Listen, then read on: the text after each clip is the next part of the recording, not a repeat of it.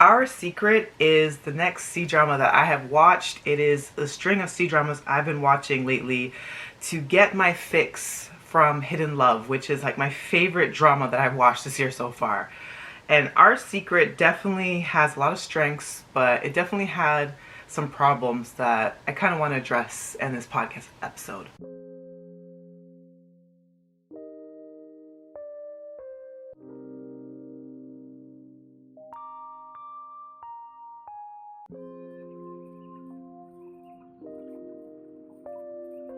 Hi, I'm Monique. I am the host of Off by Purple Heart podcast, where I talk to you about K-dramas, C-dramas, BTS, and anything else I want to talk about, really. And in today's episode, I want to talk about Our Secret and basically the problems I've had with it and why I didn't quite fill the gap that Hidden Love has left me. I've been wanting to watch a lot of C-dramas that have that slice of life air to them, that kind of recapture that same magic that I got from Hidden Love, which is by far one of my favorite dramas of this year to have watched. With Our Secret, it basically stars two characters. We have the male lead, Ding Xian, and Zo Siu, who are basically showing you the phases of their high school and college life. So mainly two major phases. It doesn't really focus a huge portion of the show on their future together, but it starts off really interesting. The opening shot is of the main female lead approaching the gates of a very prestigious university. She's got a big smile on her face. She's got the music swelling. She's obviously gonna have the time of her life. You know, this is the next phase, college. She just looks ready to go. She's running up seemingly towards the boys' dorm rooms, and basically someone stops her. It's like, hey, what the hell are you doing? She's like, oh, I have to go in. I have to talk to him. I have to talk to him. And this is the male lead. And they're like, yeah, you're not coming in here. This is the boys' dorm. Go over to the girls' side and then go settle in with your suitcases and stuff. She's like, no, I have to talk to him.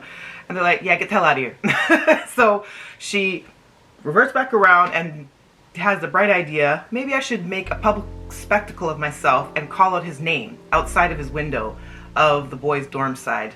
So she's outside, she's got her suitcases, she's full of vigor and energy, and she's like, I've got to call out to him. And it's like, Zo Siu!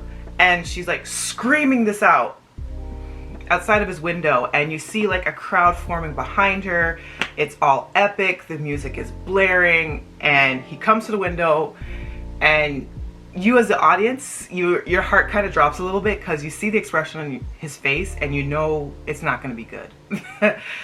He looks at her and it's like, oh no. And basically signals to her, let's talk in private. So they end up finding a quiet place to talk, basically both sit on the bench. She still looks hyped up, ready to go. She's like, oh my God, we're both finally here, we're together. This is gonna be amazing. And he basically drops the bombshell. Yeah, I'm not really looking for anything serious right now. I'm not looking for a relationship. So what are you gonna do about that? And you see like the female lead's face kind of drop. And that's kind of where they leave you with the pilot episode, the first initial episode. So then there's that level of mystery, like, And we then get flashback into their high school years. So it starts off by just showing that they were early neighbors and they have a bit of an adversarial relationship to start off with. Their parents seem to like one another, and they're having like a big family dinner, and some of the friends come by as well. The male lead, his friends are over, and she's there with her annoying little brother. The parents seem to like one another and believe that the two of them should be married, that they would be a really good match to one another. But it's clear that they're not really on that level yet at all. They're not friends, they're not acquaintances amongst one another, even though the parents are very familiar with one another. And it just starts off with a really teasing, adversarial type relationship. And from what we get from it, she is someone that, while as a hard worker, she has a pretty hard time in school. whereas the male lead is kind of like an academic genius of some sort. And through happen chance, they end up in the same classes and they become desk mates, which becomes a really huge thing because it starts off really antagonistic. She thinks he's full of himself. He's obviously Mr. Popular. He's the guy that all the girls are checking out. She's like, get a load of this, get a load of this guy. And it's just through trial and error that they start to build somewhat of an understanding, and they slowly come together, mainly because she needs a lot of help with studying. You know, she's a little bit slower of a learner. Her comprehension, it takes a little bit longer for her to understand study material, but she's very eager to learn, and he picks up and grasps things very quickly. So early on, he decides maybe a way for them to have some sort of truce amongst one another is for him to help her out with the studies. And the show kind of hints early on that he has a crush on her. He clearly likes her. He just doesn't know how to express it that well as of yet. And she definitely slowly falls for him, but it's definitely through just admiring his intelligence and him helping her and them becoming friends and then going from there. And I think the high school portion of the show is the strongest portion of the show. I think acts of service is really great when it's displayed really well. And I really love, not necessarily academic rivals to lovers. I do love that trope, but I do love the trope of, you know, you both have kind of a misunderstanding of one another, but through acts of service and helping one another with your studies, you slowly get to see the other side of the person's personality and kind of fall in love in that way. And that's what this show does really well. They're desk mates. He really starts to help her out with homework. He ends up tutoring for her a lot. He copies notes for her because a lot of times she either falls asleep or she kind of zones out and is really overwhelmed with work. Sometimes it's to the point where she's copying so much notes and he's telling her, you know, you can short form a lot of this. There's like key information that you should be retaining versus verbatim transcribing every little thing that the teacher says, because it's a lot harder to study when you don't condense everything to the actual facts that you need to know, right? So things like that. And it just becomes more and more close and intimate. And it has like the usual kind of cool high school beats. Like there's like a major basketball game. Of course, along with being an academic genius, of course, he can play basketball really well, all type of stuff. And he's trying to impress her, and they have like this major shootout. And at the time, you know, he was kind of sick, but once he realizes she's there watching him, all of a sudden he just gets all his energy out of nowhere, and he's just like doing layup after layup, 3-point shooters, totally showboating and stuff like that, just kind of flexing his muscles to her. And it's really, really cute. And then they also have like this really major fight. They become friends. They kind of form a friendship group, and they have like their first major fight, and then his birthday comes up, and it's kind of like this big plot point tension of whether she'll show up to the birthday or not. And when she does, it is like one of the most romantic early declarations that they have towards one another, and they give each other really thoughtful gifts. And in particular, she gives him like this really beautiful keepsake of constellations that basically map out his birthday. It's very, very cute. And through the midst of all of this, she is very unsure of what her life journey is. She doesn't know what she wants to do. Studying doesn't come natural to her. Her parents, particularly her mother, who's like a demon throughout the vast majority of the show, is putting a lot of pressure on her. And he is one that really encourages her, you know what, you should definitely lean into arts and science as well, but definitely lean into arts. You have a really good artistic hand. And it's little things like that that really kind of captures your heart. It really pulls on your heartstrings. I think their chemistry is like at its best, funny enough, when they're at high school. Like, there's so much focus on the little looks they give one another, the little acts of kindness, and then there's obviously misunderstanding tropes that fall into play, but they make sense because they're young. You know, teenagers are hormonal. It's totally normal that you'll have these little immature, petty little blow-ups with one another and then quickly forgive. It all makes sense. It's all high school stuff. And I think it's just really sweet how the high school years were drawn out. There's also a bit of a love triangle that forms, but it's really subtle in the high school years and it's not obnoxious. How that translates into the later years is a little bit dicier. But I will say for the high school portion of the show, it's handled really well. I would say up until like the first 15 episodes or so, I don't remember exactly, but right up until we are back in the present day of the show. So as a reminder, when I was telling you at the beginning, the opening scenes that we get, basically the show goes right up to that leading point, and then you start to wonder, well, what is it that had this breakdown in relationship? They clearly liked each other in high school. Their feelings continue to grow throughout the years. They become more entrenched with one another. It's almost like they're going to school for one another, and because they're always helping each other out, it seems like everything is just centered around the two of them. They're very much in their own little world. What could have possibly have happened to have caused such a breakdown in the relationship that we have that opening scene where he basically tells her, yeah, I'm not really looking for a relationship, so you can kind of go on with all that, you know?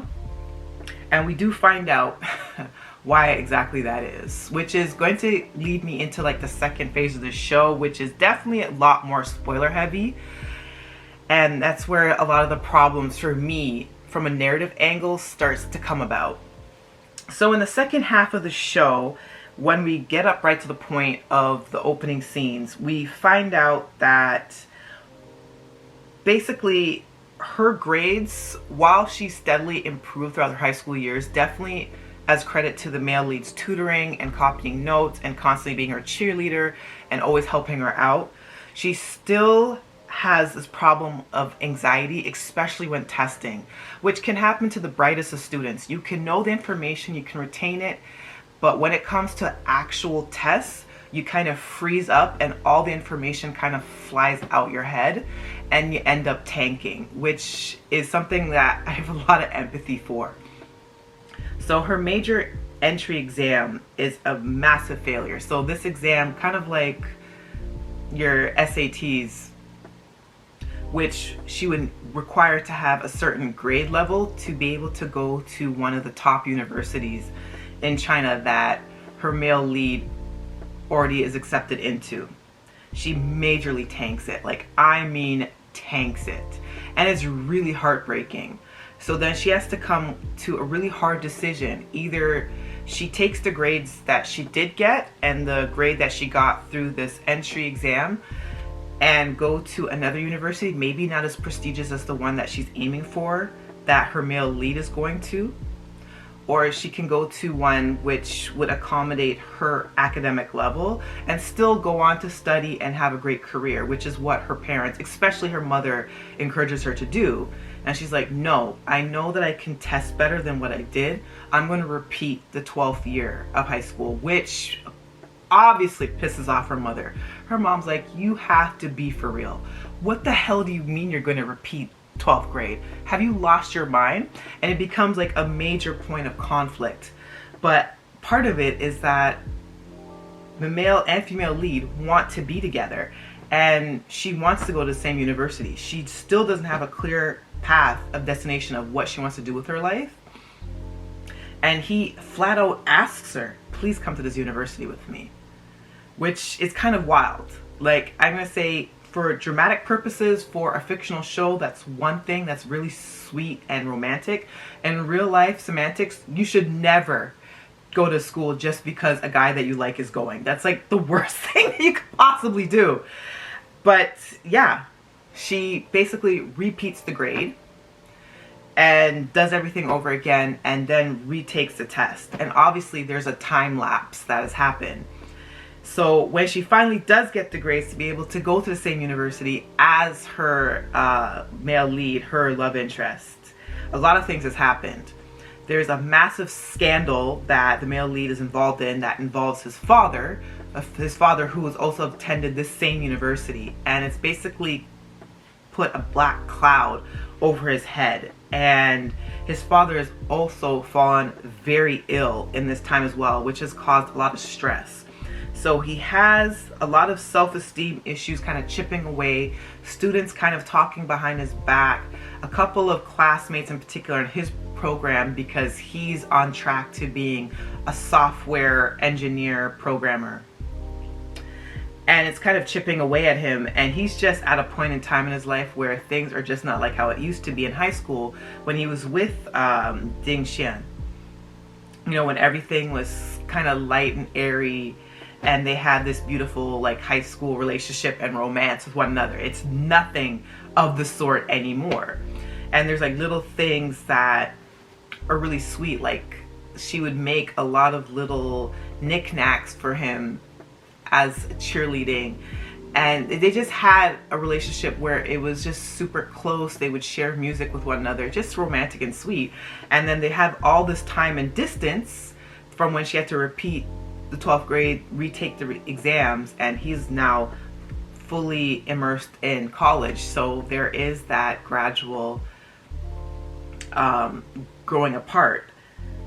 So when they reunite, to me, in my opinion, that's when the show kind of takes a dive down south, and it becomes a little less romantic and swoon-worthy, because now they have to deal with this massive conflict. The two are not together. They're not in every scene together. You don't see them doing all these romantic acts with one another, and it's basically her chasing him throughout the second half of the show, which I had a lot of problems with. I kind of wish that the character had found her purpose a little bit more before entering college. I wish it wasn't so much centered around, I have to get into this college because I have to be with him, versus I genuinely want to be there because of the field that I want to go into. She very accidentally kind of falls into what her future career path is, and I'm not saying that she doesn't end up developing her own passions and own will, but it just always seems like she did a lot of what she did for him and his approval. And honestly, there were times where the male lead was actually kind of cruel to her in the second half of the show, and obviously the audience got a little bit more context as to why he was behaving that way. But even if it's justifiable, it's not very romantic to see, and it's actually very frustrating as an audience member to watch this kind of play out. And it actually really pissed me off, and I really wanted her to kind of throw her middle fingers up and say F all this and F you too, right? And towards the end of the show, she does kind of do that. There's also the love triangle that I kind of teased about earlier in the show, in this episode there, and the love triangle becomes more apparent. Like, she had like a senior classmate, maybe like 2 years older than her at the time, who seemed like he had interest in her, but just genuinely was a sweet, helpful guy, and he was kind of in the background. And the show kind of foreshadowed that he would be like a major player in a love triangle, and he does become a major player in a love triangle in the later years. And they almost do like a personality transplant. They make him from this sweet, affable guy who just wants the best for her into a really jealous guy that's really petty. And both him and the male lead kind of have clashes with one another. And I think it was just really unfortunate how they played it off. I think if you're going to introduce the element of a love triangle, you don't make one character seem seemingly worse and another character seemingly better to better sell the love triangle. I feel like all three parties should be evenly matched, and you could, as an audience, genuinely find tension from the fact that both guys are really good. Both guys are amazing. Both guys have fantastic chemistry with the female lead. The female lead has great chemistry with both parties, but obviously they're not going to have they're not going to be a throuple, so one has to win. And that's the thing with a lot of love triangles that they kind of lose out on. They make someone even for a short period of time, the villain. And I just don't like that at all. And that's why so many times as a tool in romance stories, using the trope of a triangle really is irksome to me. And the show heavily leans into that in the second half of the show. That really got under my skin. And all the romantic qualities that we liked in the male lead that you would hope would be expanded on and explored more as an adult, it actually just becomes the opposite of that. He just becomes an annoying person. And it takes a lot narratively to get back on his side, so that when he's fighting for her affection after he's basically rebuffed her and refused her and rejected her, both publicly and otherwise, just to get back to those final stages of where they finally come together, it's almost like you don't want to root for them anymore. I will say though, the final episode, episode 24, they do kind of make up for that a little bit. He does the big romantic gestures in like episode 22 and episode 23 and what have you, but it's really the final episode where I was back on the same page and liking the couple again, which is unfortunate because I should be rooting for them the entire duration, not first half of the show and then second half you lose me, but in the literal 11th hour, the final episode where I'm finally back on board. To me, that's kind of where the writing for me dropped a little bit, and that's where it lost me. But there's a lot of advantages that this show does have. I will say the 2 proposal scenes, because we did 2 engagement scenes with these characters. I'll tell you, the second engagement was so beautiful. And at one point, the male lead tells her, you know, there's no equation to love, but you'll always be my one and only answer, which I just think is so romantic. It's just so beautiful. And I really enjoyed it. And in the final scenes, she seems a lot more mature. One thing I did not enjoy in the second half is that I felt like the female lead in particular, she was still had the same characteristics as how she was in high school. Like, it seemed like she still was struggling to grow up. And they're trying to sell us as adults, but I don't know if it's partly because the actress herself has such a cute baby face and it was hard to take her seriously as an adult, and because she was constantly getting dumped on by the male lead in the second half of the show, it's like you almost want her to grow up. Like, you want to go through the screen and shake her. It's like, can you grow up, please? Like, she just came off really childlike, and it wasn't until like the later half of the final episode where she finally seemed like an adult. And then, yeah, there's just other stuff too that I was not entirely pleased with. But in the end, it was still romantic. We do get some beautiful romantic scenes. Their second engagement was really gorgeous. And we do get little flashbacks towards the end when they have finally become that couple and they revisit the high school and all the memories. And then we finally learn what their secret was, to reference the title of this show. So all in all, it was an interesting ride, those 24 episodes. I'll tell you, the first half of the show was really good. So I would say if you're looking for another slice of life C-drama, I would give at least the first half of the show a try. Your mileage may vary for the final episodes and the second half and present day of the show. But yeah, I definitely have other C-dramas that I definitely prefer over Our Secret. But you know, you can give it a shot too. Anyways, I'm going to continue watching C-dramas because I'm loving them right now. I have some K-dramas on the back burner, but I definitely have more C-dramas. I'm going to check out maybe one that's called Falling Into Your Smile because I've heard a lot of good things about it as well. And I'm going to probably get more in depth on other C-dramas that are like Lighter and Princess, which I should already have up on my channel for YouTube and Spotify if you're following along with me as well. Thank you for watching this episode. Let me know your thoughts. Let me know if you've watched this drama and if you're going to watch this drama, and if my spoilers didn't kind of fend you off from it. If you like this episode, please give me a comment. If you're watching on YouTube, I appreciate you. Please subscribe and share. And if you're listening via Spotify or other podcasting services, please share. Till the next episode. Bye.